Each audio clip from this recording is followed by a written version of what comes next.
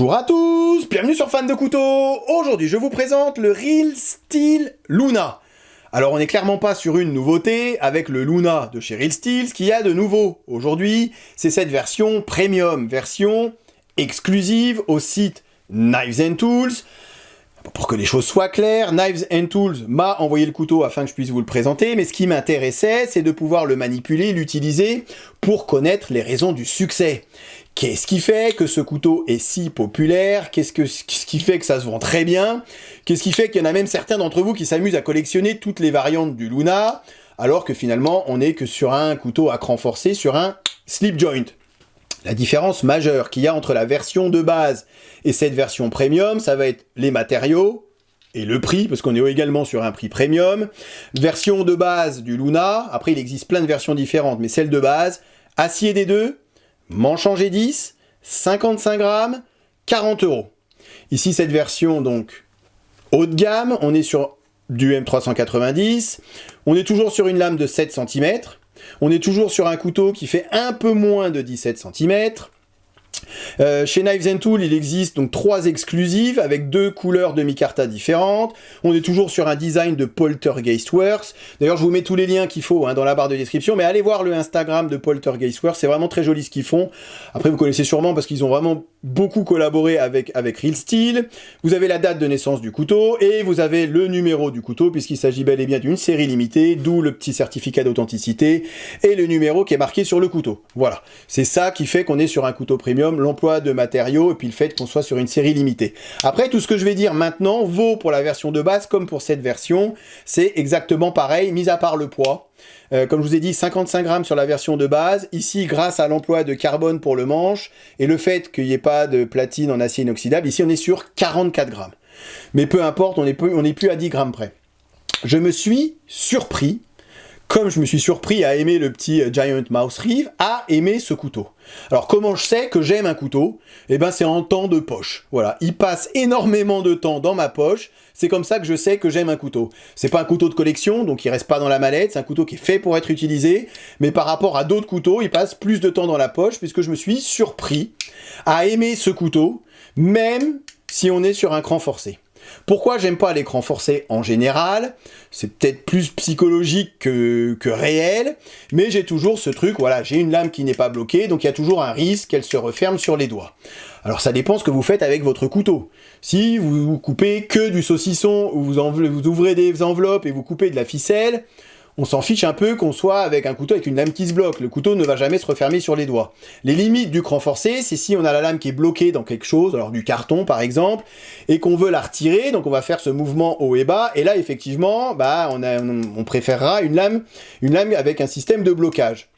Maintenant, sur ce petit Luna, on a un système de blocage, ça veut dire sur les crans forcés modernes, au lieu d'avoir un couteau qui se referme directement après qu'on ait passé le cran, comme on peut avoir sur les Lyol par exemple, sur les slip joints, sur les crans forcés modernes, on a un cran de sécurité, j'appelle ça, qui permet d'avoir une petite sécurité supplémentaire. Ce qui aide bien sur ce Luna par rapport à d'autres crans forcés modernes, alors ici j'ai pris le QSP Falcon à titre d'exemple, ici pareil on a une butée à 90 degrés, mais à 90 degrés il faut quand même faire attention de reculer un petit peu ses doigts sur le manche, puisqu'autrement, vous avez quand même le tranchant qui peut rencontrer votre index. Ici, ce qu'ils ont fait, c'est au lieu d'avoir un angle à 90, on a un angle supérieur, et du coup, on est toujours super loin du tranchant, donc aucun risque que l'index ne vienne rencontrer le tranchant. Je trouve que ça, c'est plutôt bien vu, c'est un gage de sécurité, c'est un plus par rapport à un autre cran forcé moderne, où là on a un blocage à 90, et après effectivement il faut juste retirer les doigts du passage de la lame, mais ça c'est comme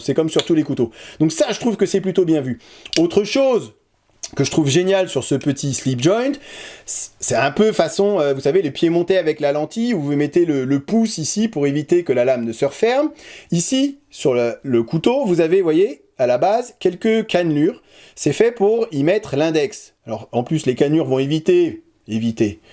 Ça va ralentir le fait que votre doigt puisse glisser sur le tranchant, mais ça permet de faire comme une lentille inversée, c'est-à-dire que lorsque vous exercez une pression sur le couteau, ici l'index va retenir la lame, vous voyez? Et ça c'est super bien vu. Ce qu'on ne retrouve pas par exemple sur le Falcon, Ici, je vais pas mettre mon index ici, hein, je vais pas pousser sur le tranchant pour éviter que la lame de se referme. Donc si ça referme, ça referme. Ici, pas du tout. Il y a cette partie-là qui va justement, ça va contrebalancer la puissance qu'on va exercer. Et du coup, ça rajoute encore une petite sécurité supplémentaire. Et je trouve que ça, c'est plutôt bien vu. Du coup, on a finalement les avantages d'un cran forcé, sans forcément tous les inconvénients insécuritaires, on va dire ça comme ça, du cran forcé. Je trouve que c'est génial. C'est quoi l'avantage d'un cran forcé ? Alors déjà, ça peut être légal dans pas mal de pays. Je sais que pour certains qui voyagent ou dans d'autres pays d'Europe, le fait qu'on a un couteau avec une lame qui ne se bloque pas, bah du coup c'est légal, donc vous avez le droit de le transporter sur vous. Le fait qu'on soit sur un cran forcé, ça permet d'avoir une finesse du couteau. On a un couteau, comme je vous dis, 44 grammes, qui est hyper fin, qui disparaît littéralement dans la poche. On oublie qu'on a un couteau. Ça permet également d'avoir une lame avec un tranchant. Alors, c'est pas propre au slip joint, mais là, du fait que tout soit fin, même la lame est fine. Et vous savez comme j'aime les couteaux au tranchant fin. On a une finesse de tranchant. C'est hyper plaisant de couper avec. Ici, en plus, avec du M390, c'est-à-dire un tranchant qui va durer plus longtemps que du D2, l'acier inoxydable par rapport au D2 qui est semi-inoxydable. Voilà, on est vraiment sur un peu plus galère à affûter, on est d'accord, mais voilà, on est en plus psychologiquement dans ce qui se fait de mieux en termes d'acier, donc franchement, voilà, c'est que du bonheur de couper avec ce couteau. Le couteau, comme je vous ai dit, il disparaît littéralement dans la poche. On a quand même un clip poche. Normalement, généralement, sur l'écran forcé, vous n'avez pas de clip poche, puisque l'idée, bah voilà, c'est que ça glisse. Hop, ça disparaît dans la poche. Je vous ai présenté un Marita Yarda, un Mr. Bull, pareil, il n'y avait pas de clip. Ici, ils ont mis un clip qui n'est pas réversible et qui, à mon avis, va pas tarder de foutre le camp, parce que regardez ce qui dépasse du couteau. Alors vous allez dire, c'est pas énorme, mais le couteau est tellement fin que finalement, tout ce qu'on veut, c'est le mettre dans le fond de la poche et puis qu'il disparaisse. Au lieu de l'avoir à la ceinture, c'est pas forcément nécessaire. Bon, le seul petit problème, c'est qu'on va avoir les deux trous à la place, là, au niveau des vis. C'est dommage. Peut-être qu'il aurait fallu une version ou un truc... J'en sais rien, mais finalement le clip poche n'est pas forcément nécessaire lorsqu'on a un couteau à cran forcé, surtout avec ses dimensions et cette finesse de couteau et de poids. Voilà, c'est vraiment fait pour que ça reste dans le fond de la poche et que ça littéralement que ça disparaisse, que nous on oublie et que les gens qui nous regardent ils savent même pas qu'on transporte un couteau. Autre chose qui peut des fois gêner sur l'écran forcé, c'est qu'on a une ouverture à deux mains. Vous avez souvent un nail nick, vous savez, un onglet comme ici, c'est fait exprès, hein. Voilà, on y met l'ongle, comme sur n'importe quel, un Lyol, un Opinel, voilà, on y met l'ongle et on ouvre son couteau. Ici, ils l'ont un peu modernisé, ce côté onglet, ils ont rajouté cette gorge ici, assez profonde, qui participe bien sûr au look du couteau, au côté un peu plus moderne qu'un simple onglet comme là, ça fait un peu old school. C'est pour ça, c'est vrai qu'au général, on dit, ouais, un couteau, un slip joint, un cran forcé, ça fait un peu old school, ça fait un peu vieillot, mais là, du coup, ils ont vraiment mis tous les ingrédients du moderne, et j'avoue que cette gorge ici, comme ça, qui fait toute la longueur de la lame, qui dépasse juste ce qu'il faut, ce qui permet de faire office d'onglet, et on peut l'ouvrir à une main. C'est pas génial, ça, d'avoir un cran forcé, un truc, et on peut l'ouvrir à une main. Et honnêtement, à une vitesse assez respectable. Alors oui, c'est pas aussi marrant qu'un flipper, c'est pas aussi marrant qu'un trou dans la lame, mais le fait d'avoir un cran forcé qu'on peut ouvrir à une main, c'est quand même assez remarquable, parce que parfois, bah voilà, c'est plus, voilà, au lieu d'utiliser ses deux mains, le fait de pouvoir utiliser qu'une seule main pour ouvrir son couteau, c'est quand même hyper pratique.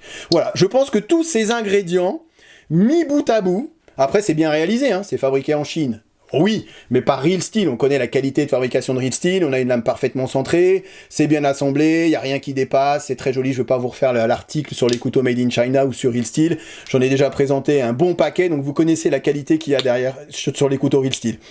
Mais je pense que tous ces petits trucs, mis bout à bout, fait qu'on est sur un couteau qui aujourd'hui est hyper populaire, qui se vend hyper bien, et pour de sacrées bonnes raisons, quoi. On est sacrément sur c'est un pur couteau de poche, c'est même la définition même de ce que devrait être un couteau de poche. Un couteau de poche, c'est le Real Steel Luna.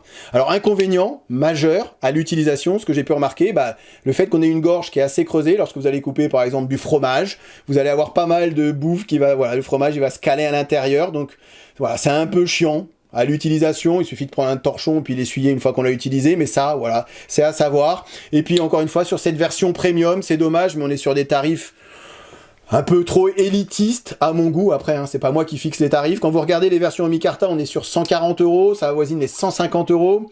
Pour un si petit couteau qui utilise qu'un système par cran forcé, je trouve que voilà, c'est un petit peu cher. Alors oui, c'est exclusif, oui, c'est une série limitée, oui, c'est numéroté.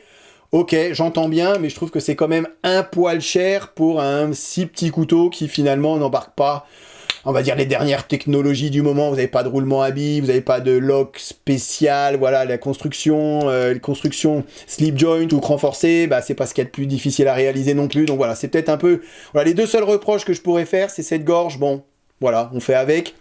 Et puis le tarif, encore une fois, sur cette version premium, hein, après la version de base D2 manche G10, pour 40 €, elle fonctionne très bien, et là, effectivement, vous en aurez peut-être un peu plus pour votre argent, niveau rapport qualité-prix. Voilà, je m'arrête ici, j'espère que cette vidéo vous a plu, que ça vous a permis de découvrir, ou redécouvrir, le Real Steel Luna, et je vous dis à très bientôt sur Fan de Couteau, salut! Présentation, comparaison avec d'autres modèles, et test de coupe en fin de vidéo, comme d'habitude. Ok, allez, voyons voir ce que ça donne. Rasoir. Encore une fois, les goûts et les couleurs. C'est simple et efficace. Je suis faible, j'achète. Il n'y en aura pas pour tout le monde.